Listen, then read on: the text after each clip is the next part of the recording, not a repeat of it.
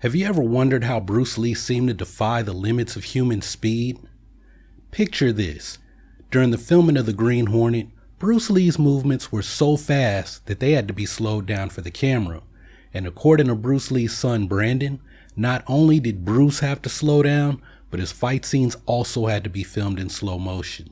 And literally on television, they had to shoot it, they had to overcrank and shoot it in slow motion because otherwise it just looked like a special effect when he moved.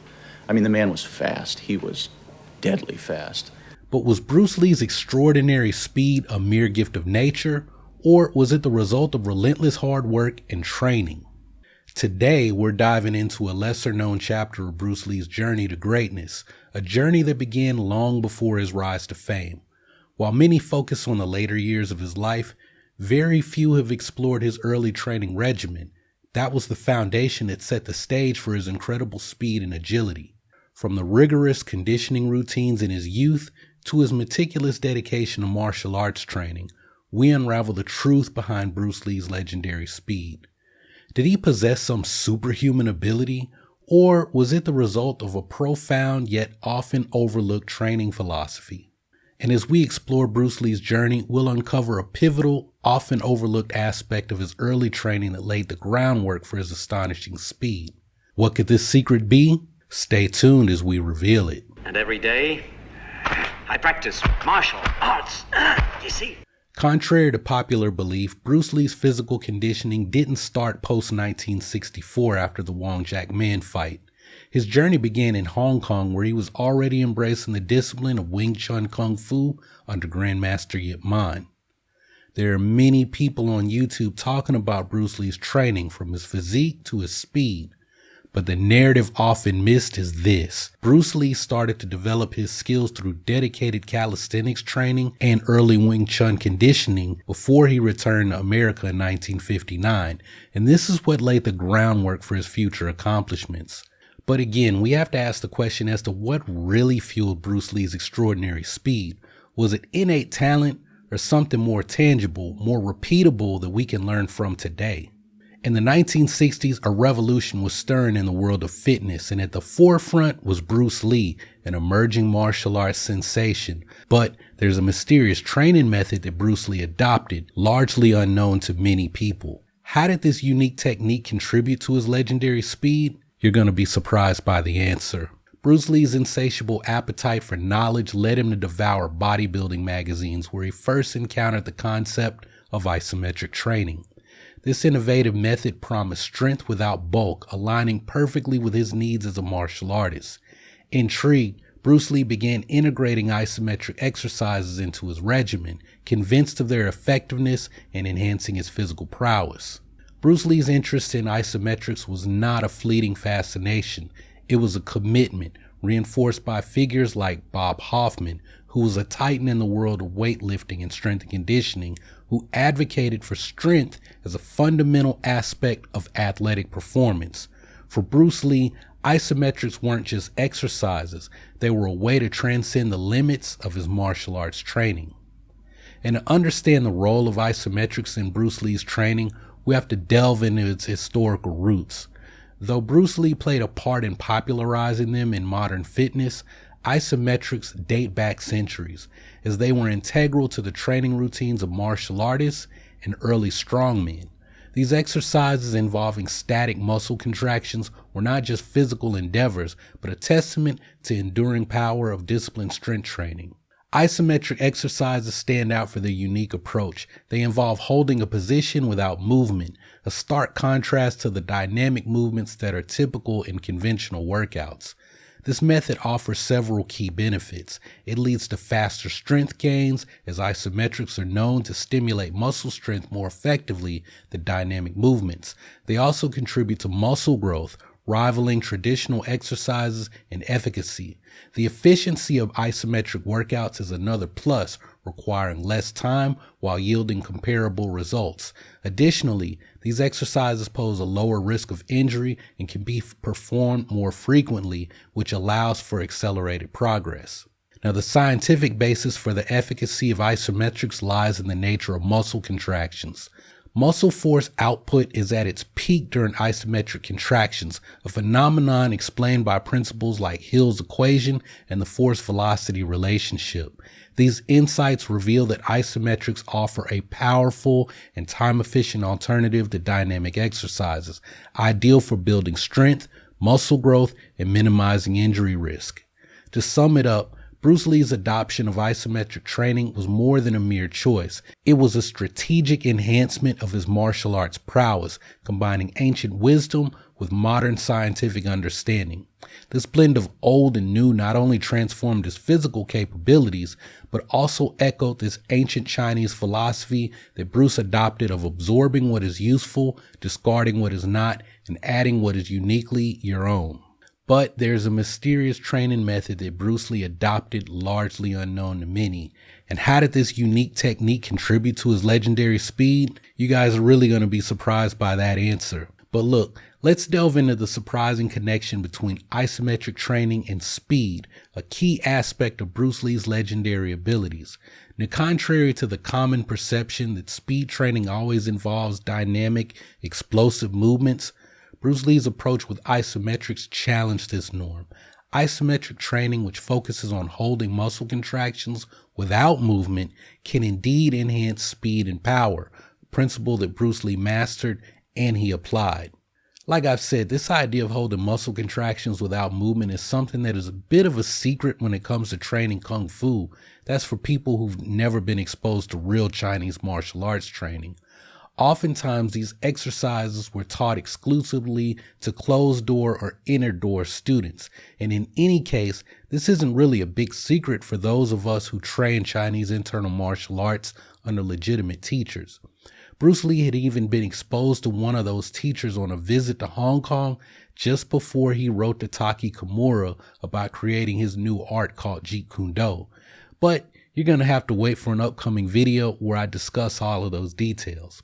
The point is this: Bruce Lee fused the old methods that real Kung Fu masters were using in their training with modern methods of strength training that he learned from Bob Hoffman's book. And as opposed to talking about cultivating chi and all that stuff that pertains to religion and not martial arts, the science could actually support these training methods. The physics behind the isometric training that Bruce was doing was straightforward yet very profound.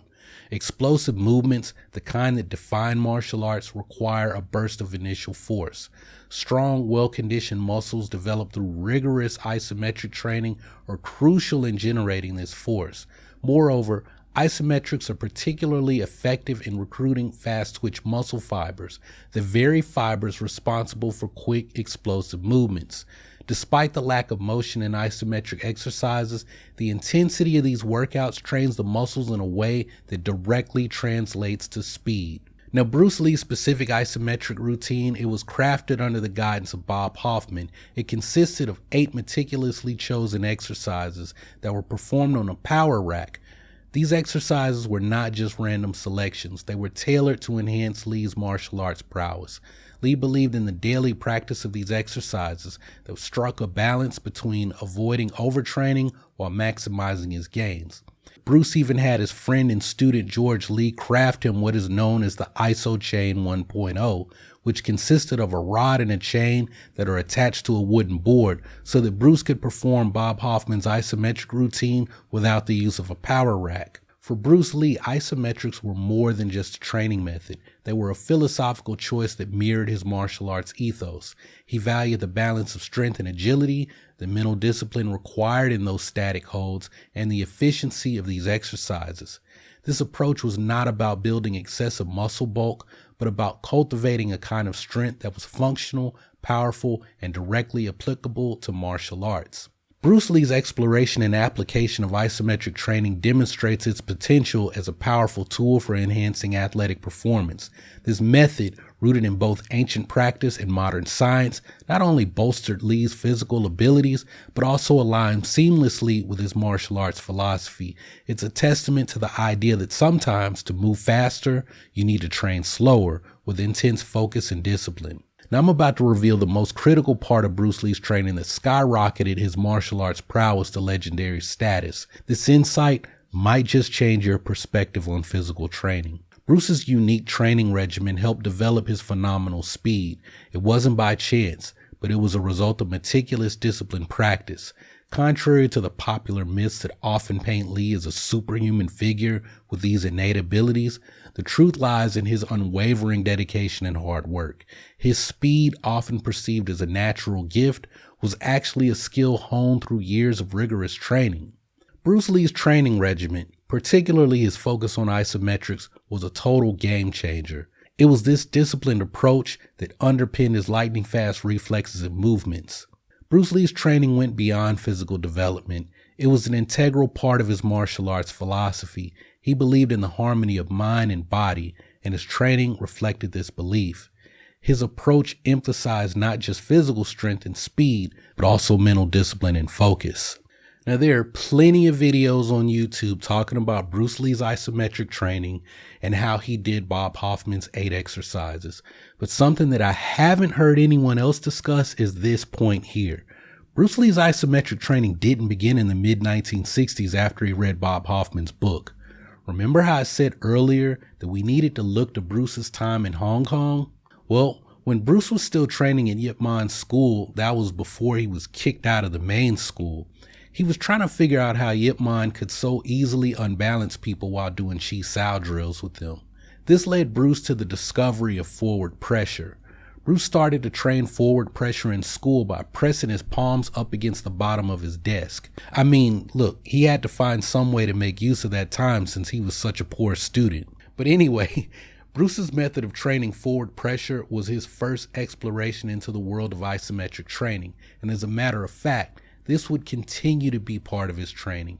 He even adapted the exercises in Bob Hoffman's book to suit specific martial arts techniques like the isometric forearm press, which directly complemented his Chi Sao training. And look, y'all, this is no cap. If you look at Bruce Lee's training notes from the late 1960s, almost daily you will see Bruce Lee mention doing forearm isometrics.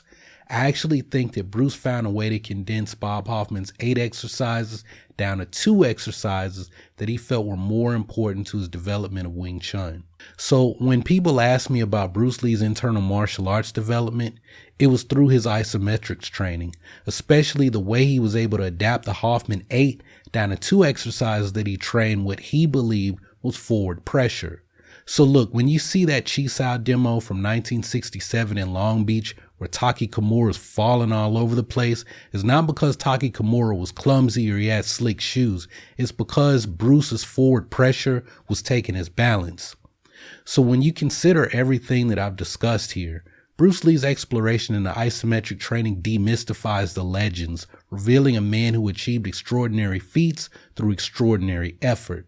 His legacy in martial arts and fitness is not just about his natural talent, but about a well-crafted training philosophy that combined ancient practices with modern scientific understanding. Bruce Lee's story is a powerful reminder of the potential within disciplined training and the impact that it can have on one's abilities and philosophy.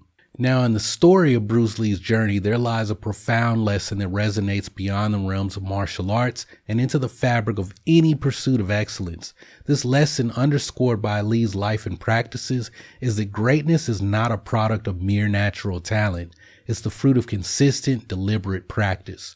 Bruce Lee's story demolishes the myth of effortless genius. Instead, it highlights a path paved with relentless training, discipline, and an unwavering commitment to mastery. His achievements were not the result of some mystical inherent superhuman ability, but were born out of years of dedicated, methodical training. This revelation serves as a powerful reminder that in any field, be it martial arts, academics, arts, or sports, the key to extraordinary success is not just innate talent, but more importantly, the perseverance and dedication to continuously improve and refine one's skills. Bruce Lee's legacy teaches us that with the right approach, discipline, and dedication, what seems like the exceptional can become attainable. And as we wrap up our exploration of Bruce Lee's training secrets, we're reminded that the path to greatness is a journey of continuous, disciplined practice. Bruce Lee's story is a testament to the power of dedicated training, a beacon for all aspiring to achieve excellence in their own fields. For those eager to delve deeper into the intricate details of Bruce Lee's training methods, look, Make sure you check out the Untold Details of Bruce Lee's Powerful Training Methods. Here we'll uncover even more secrets and techniques that shaped one of the greatest martial artists of all time. And remember, the principle of consistent practice is not just for legends like Bruce Lee. It's applicable to all of us.